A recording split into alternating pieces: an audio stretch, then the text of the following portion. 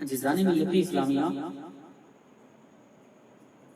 آج ہم ہر ایک انسان سے ڈرتے ہیں، لیکن ہم اگر کسی سے نہیں ڈرتے تو رب کی ذات، کہ ہم رب کی ذات سے نہیں ڈرتے۔ ہم ہر ایک شخص سے ڈرنے والے تو ہو گئے، لیکن اگر ہم نے کسی سے ڈرنا چھوڑ دیا تو رب کی ذات سے ڈرنا چھوڑ دیا۔ اگر ہم رب کی ذات سے ڈرتے ہوتے تو ہمارے دل کے اندر کسی کا خوف نہیں آتا۔ کیونکہ پیارے آقا صلی اللہ تعالیٰ علیہ وسلم نے فرمایا کہ فرمان الہی ہے کہ اللہ اپنے کسی بندے کو دو خوف اور دو امن جمع نہیں کرتا۔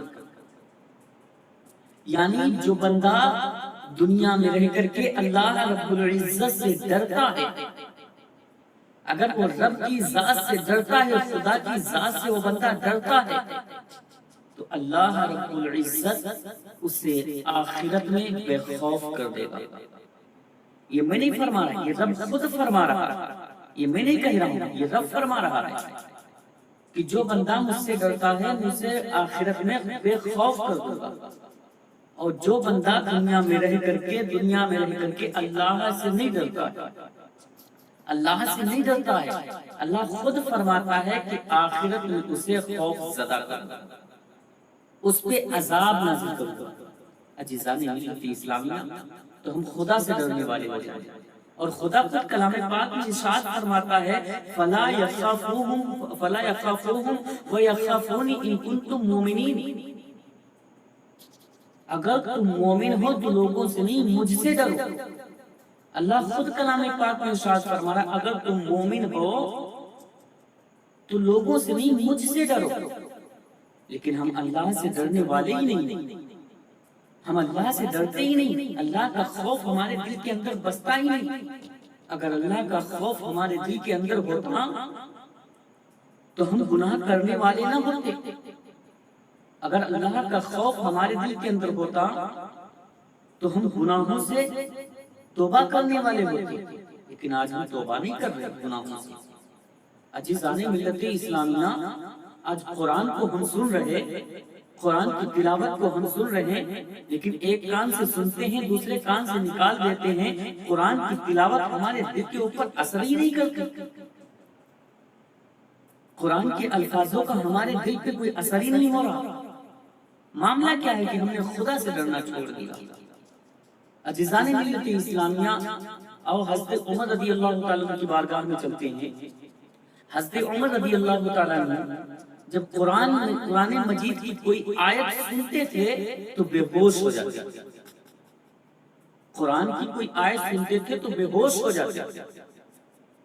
ایک دن حضرت عمر رضی اللہ تعالیٰ نے ایک تنکے کو ہاتھ میں اٹھا کر کے کہا، ہاتھ میں لے کر کے کہا کاش میں ایک تنکا ہوتا۔ حضرت عمر رضی اللہ تعالیٰ عنہ فرماتے ہیں کہ کاش میں ایک تنکا ہوتا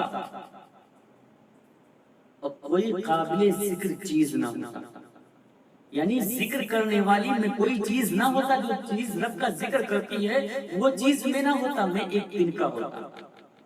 کاش میری ماں مجھے نہ جنتی، یعنی میری ماں مجھے نہ پیدا کرتی، کاش میں تنکا ہوتا، کوئی قابل ذکر چیز نہ ہوتا، کاش میری ماں مجھے نہ جنتی۔ اور خوف خدا سے حضرت عمر رضی اللہ تعالیٰ عنہ اتنا رویا کرتے تھے کہ عزیزان ملت اسلامیہ، آنسو بہنے کی وجہ سے ان کے چہرے پہ دو سیاہ نشان پڑ گئے، اتنا خوف خدا سے رویا۔ لیکن آج ہم نے خوف خدا سے رونا چھوڑ دیا۔ آج ہماری آنکھوں میں دوسروں کے لیے آنسو تو آ جاتے ہیں، اگر کسی پہ تکلیف آ جائے تو آنسو آ جاتے ہیں، اگر کوئی مصیبت زدہ ہو جائے تو آنسو آ جاتے ہیں، اگر کسی کی پریشانی کو دیکھ لیں تو آنسو آ جاتے ہیں، کسی کی پریشانی کو دیکھ لیں آنسو آ جاتے ہیں، اگر ہمارا بھائی بیمار ہے تو آنسو آ جاتے ہیں، ہماری ماں بیمار ہے تو آنسو آ جاتے ہیں، ہمارا باپ بیمار ہے تو آنسو آ جاتے ہیں، ہمارے پڑوسی بیمار ہے تو ہماری آنکھوں میں آنسو آ جاتے ہیں۔ لیکن اگر آنسو ہماری آنکھوں میں نہیں آ رہے ہیں تو بس اس وجہ سے نہیں آ رہے ہیں کہ ہم خدا کی بارگاہ میں رونے والے نہیں ہو پا رہے۔ ہم دنیا کے لیے تو روتے ہیں، لیکن اپنے گناہوں کے لیے خدا کی بارگاہ میں رونے والے نہیں بن پا رہے۔ عزیزان ملت اسلامیہ، خدا کی بارگاہ میں رویا کرو، خدا کی بارگاہ میں آنسو بہایا کرو۔ رب کا ہم پہ عذاب جب سے نازل ہوا ہے، جب سے ہمارے آنکھوں سے آنسو خشک ہو گئے، اشک ہماری آنکھوں سے سوکھ گئی، تب سے اللہ تبارک و تعالیٰ نے ہم پہ عذاب نازل کر دیا۔ عزیزان ملت اسلامیہ، آؤ میں آپ کو ایک اور واقعے کی طرف لے کر کے چلتا ہوں، جس سے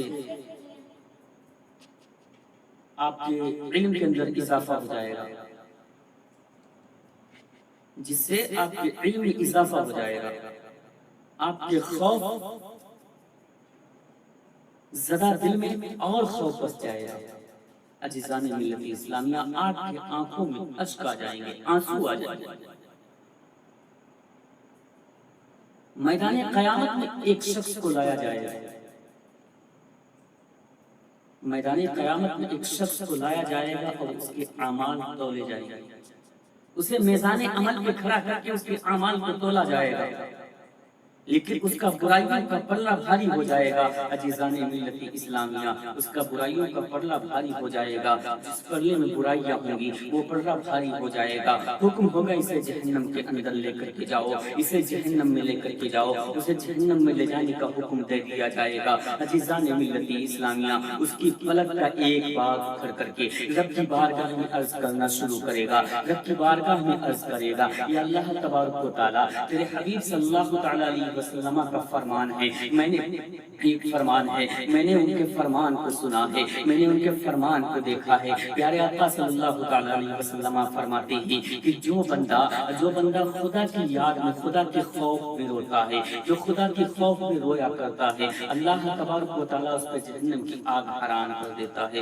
عزیزان ملت اسلامیہ، جیسے ہی بات رب کی بارگاہ میں عرض کرے گا، رب کی بارگاہ میں بات عرض ہوگی، جیسے ہی بات رب کی بارگاہ میں عرض کرے گا، ایک پلک کا بال رب کی بارگاہ میں اپنی بات کو رکھے گا، جیسے ہی اپنی بات کو رکھے گا، اللہ تبارک و تعالیٰ کی دریائے رحمت جوش میں آئے گی، اور اللہ فرمائے گا، اس پلک کے بال کے رونے کے صدقے میں میں نے اس بندے کی مغفرت فرما دی۔ حضرت جبریل امی پکار پکار کر کے لوگوں سے کہیں گے، پکار پکار کر کے لوگوں سے کہیں گے، اے لوگوں، اللہ تبارک و تعالیٰ نے ایک بال کے بدلے میں بندے کو نجات عطا فرمائی۔